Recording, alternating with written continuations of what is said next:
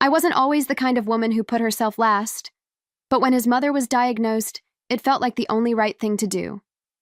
I paused my career, packed an overnight bag that turned into months, and moved into her house, our guest room. It wasn't out of obligation. It was love. A quiet, steady love that cooked her meals, cleaned her sheets, and held her hand when the pain got too loud. I believed this was what families did, what partners did. The house was always so still. Just the hum of the refrigerator and the ticking clock in the hallway. He visited when he could, or so he said. But I was the one bathing her, brushing her hair, wiping her tears during the long, aching nights. Funny, she never really liked me before. But little by little, she started letting me in. A half smile here, a quiet thank you there. I thought we were healing more than just her body. And through all of it, I told myself we were growing stronger. That he and I were becoming something deeper, a team, forged in crisis. He'd text me late. "Too tired tonight, babe.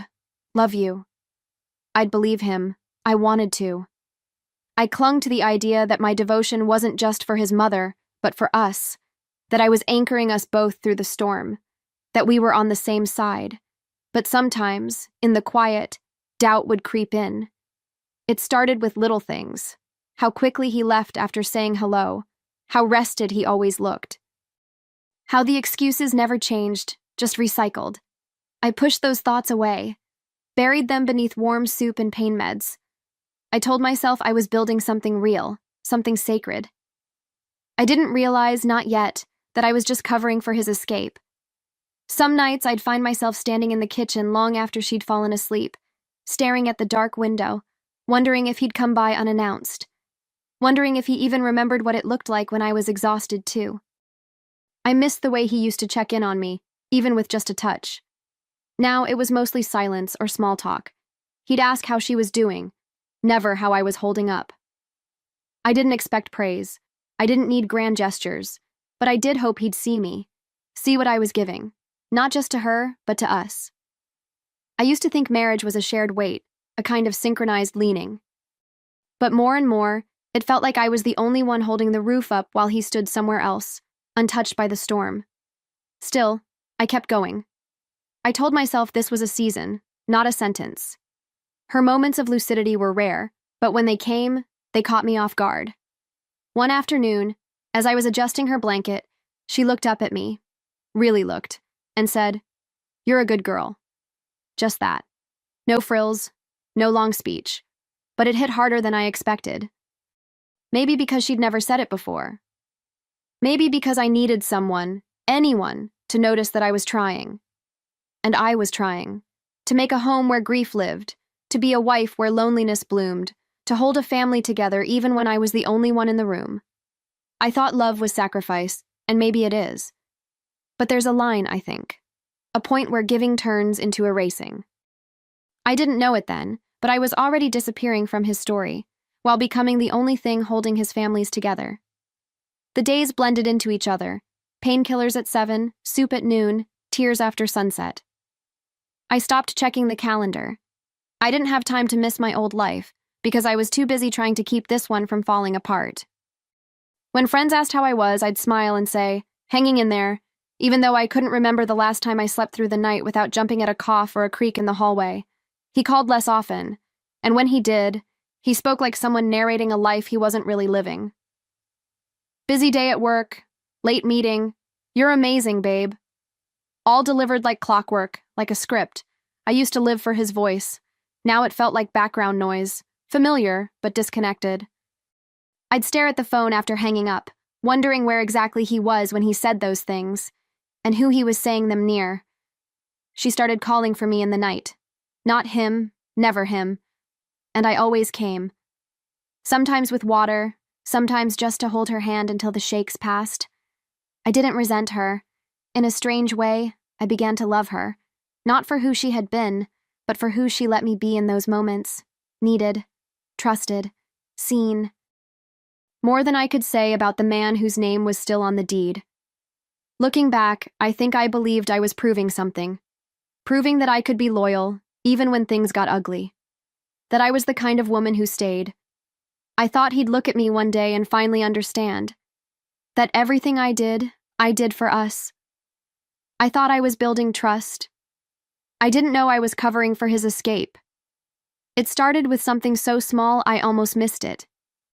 I was doing laundry, sorting through his pile of shirts and pants like I always did, checking pockets before tossing them in. That's when I found it. A receipt. Just a folded piece of paper with a restaurant name I didn't recognize and a timestamp that made my heart freeze. That night, he told me he was in another city, at a conference, working. I stared at it for a long time, rereading the items. 2 entrees, wine, dessert. No mention of a work meeting. No sign of a quick bite between clients. This was a date, the kind with soft lighting and lingering glances. My chest tightened, but I said nothing. I folded the receipt back up and tucked it into a book on my nightstand. I wasn't ready to confront him. Not yet. I needed more. The next few days, I moved through the house like a ghost, still cooking, still caring, still smiling when his mother thanked me. But inside, something cracked open. I started digging. Quietly, methodically, phone records, email logins he never bothered to change, even an old rewards account that tracked his hotel stays. And there it was, the truth, spelled out in reservation numbers and check-in times. He was cheating, not just once, not just recently. While I held his dying mother's hand, he held someone else's waist. While I cleaned up vomit and whispered lullabies to a woman who never called me daughter, he was out to dinner, making new memories with someone else. It wasn't just infidelity. It was a betrayal of everything I'd given up to be there. And still, I didn't say a word. I wanted to scream. I wanted to throw his clothes into the street and set fire to every polite smile I'd ever forced through gritted teeth. But I didn't. I kept folding towels, kept making her tea, kept holding it together because someone in that house still needed me. And oddly, it wasn't him. It was her, the woman I never thought would trust me, now too frail to even lift a spoon without my help. The pain wasn't just in what he did. It was in what I gave. The years, the patience, the version of myself that sacrificed everything so he could have peace of mind while his mother faded. And now I knew the truth. I wasn't his peace. I was his cover. His free pass. The woman who made it easy for him to disappear without questions. I was the silence that made his excuses believable. At night, while he texted that he was working late, I was rubbing cream on bed sores and adjusting oxygen tubes.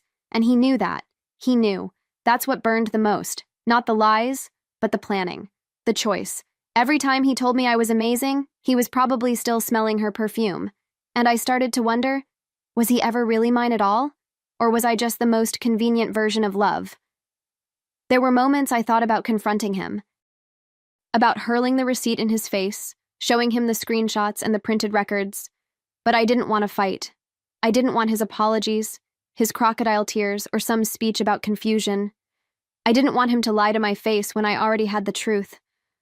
So I said nothing.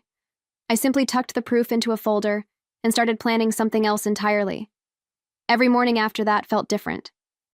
He'd come by with his rehearsed concern, ask how she was doing, kiss my cheek like everything was fine.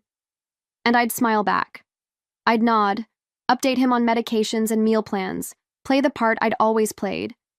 But inside, I was sharpening. Not with rage, not with chaos, but with clarity. I knew what I had to do, and it wouldn't be loud. It would be precise. I became 2 women. One he saw, gentle, loyal, tired. The other he didn't, quiet, calculating, awake in the darkest hours with spreadsheets and legal forms. While he slept in someone else's bed, I was becoming the storm he'd never hear coming. I didn't need to scream to ruin him. I just had to wait. Let him relax. Let him think he got away with it. Let him bury himself deeper. Her health was declining fast. Some nights I'd sit beside her just listening to the rattle in her chest, wondering how much longer we had. And still, I cared for her. Not because she was his mother, but because she was mine now, in a way he never earned. I whispered gentle words, adjusted pillows, and made sure her favorite blanket was never far. If anyone was going to be there at the end, it was going to be me. And every time I kissed her forehead goodnight, I thought about that hotel room, that receipt, that lie. He broke our vows in a hotel. I would break his world from the inside. Her hands had grown so thin by then, bones under paper skin. I held them often, not out of duty anymore, but out of something quieter, deeper. A strange tenderness had grown between us, unexpected and soft. She didn't say much, but when she did, it meant something. One afternoon, as the sun poured weakly through the curtains, she turned to me and said, "You've been more of a daughter to me than he's ever been a son." I didn't cry. I just squeezed her hand and nodded. In that moment, something shifted, not just between us, but inside me. I had entered this house thinking I was here to help her, but somewhere along the way, I became hers, and she became mine. The woman who once looked at me like a stranger now trusted me with her most fragile hours. And she knew. About him. About everything. She never said his name, but her eyes held the truth. A few days later, when her voice was stronger, she brought it up herself. "I don't want him to have this house," she whispered. "He doesn't deserve it." I didn't prompt her. I didn't guide her words, I just listened. And when she asked if I'd help her make the change, I said yes, not out of revenge, out of respect. Because for the first time, she was choosing someone who actually stayed. We did it quietly, legally, with witnesses. I made sure there were no gaps, no loopholes. I didn't gloat. I didn't even tell anyone. It wasn't a secret fueled by malice. It was a truth sealed in dignity. Her dignity. I made sure her voice wouldn't be ignored once she was gone. And while he texted me about missing dinner again, I was sitting beside a notary, safeguarding the legacy he thought would just fall into his lap. She grew weaker with each passing day. Her breath became shorter, her sentences softer, trailing off before they could finish. But even then, she'd reach for my hand. Sometimes she'd smile at me, like she remembered something warm. And in those moments, I stopped feeling like a caretaker. I felt like family. Real family, not the kind that's bound by blood, but by choice, by presence, by staying when others walked away. He didn't notice the change. Of course he didn't. He was still phoning it in. Quick visits, fake concern, eyeing his watch more than her face. I watched him kiss her forehead one night and then leave before the front door even finished closing. She noticed it too. She always noticed. But she didn't say anything. Neither did I. We just sat in the quiet together, like two women who'd seen enough to not waste breath on men like that. The night she passed, I was the one holding her hand. Her eyes fluttered open once and she looked at me. Really looked. I don't know what she saw, but whatever it was, it brought her peace. There were no last-minute confessions, no dramatic exits. Just one final exhale, long and steady, like she was finally releasing the weight of everything. I stayed with her for hours. I owed her that. She had given me more in those final months than he ever had. He arrived late, like always. Out of breath, as if that would count for something. I told him gently, "She's gone." He nodded, sat down, and said nothing. No tears, just silence. Maybe guilt, maybe calculation. I didn't care. Because while he was busy wondering what was left for him, I already knew what she left for me.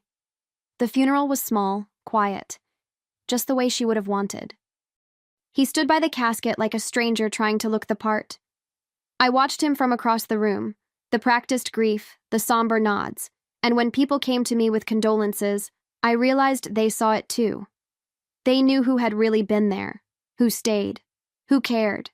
I didn't need to say a word. The truth was stitched into every thank you I received. He assumed the estate was his. Of course he did. That house was where he grew up. He probably thought it would be a clean handover, one more thing he'd collect without effort. He brought a lawyer, a smug little grin, and this air of inevitability. I said nothing. I just waited. When the documents were read aloud, I kept my eyes on him. And when the words landed, "The house shall pass to my daughter-in-law," I saw his face crumble in real time. He laughed at first. That shocked, broken kind of laugh that people do when they realize control has slipped through their fingers. Then came the accusations: manipulation, coercion, betrayal. I didn't flinch. I showed him the paperwork, the notarized forms, the timestamps, the witnesses, everything clean, everything legal. He couldn't undo it, and deep down, I think he knew she never would have done it, unless she meant it. He stormed out that day like the walls were caving in. But I stayed in our home, the home I helped keep breathing long after he stopped showing up. He lost the house while chasing someone who never made him a home. He came back the next day, red-eyed and livid, accused me of scheming, of turning his own mother against him. Said I must have preyed on her while she was weak.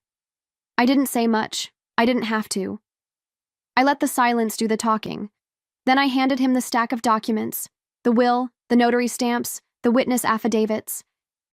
All in order, all clean, no loopholes, no wiggle room. He flipped through the pages like he could change the outcome just by touching it harder. I watched his hands shake. Not with grief, with rage, with disbelief. He wasn't mourning her. He was mourning the life he thought he'd inherit, the one he abandoned long before she took her last breath. When he looked up at me, it wasn't love or sorrow in his eyes. It was fear. Because for the first time, he realized I had the upper hand. That's when I told him about the receipt, the hotel bookings, the messages. I told him I'd known for months, that I didn't confront him because I didn't need to. He was digging his own grave and I wasn't going to stop him. He opened his mouth to speak, but nothing came out. I think he expected a fight, tears, maybe even forgiveness, but all I gave him was the truth, delivered flat, steady, final. He stood there in the hallway like a man who just realized the house he grew up in now had doors he wasn't welcome behind. Then, almost sheepishly, he asked, "Can I stay? Just until I get back on my feet?" I looked at him. Really looked. And I said yes. Not out of kindness, out of clarity. Because he wasn't my husband anymore. He was just a tenant. I set the rules.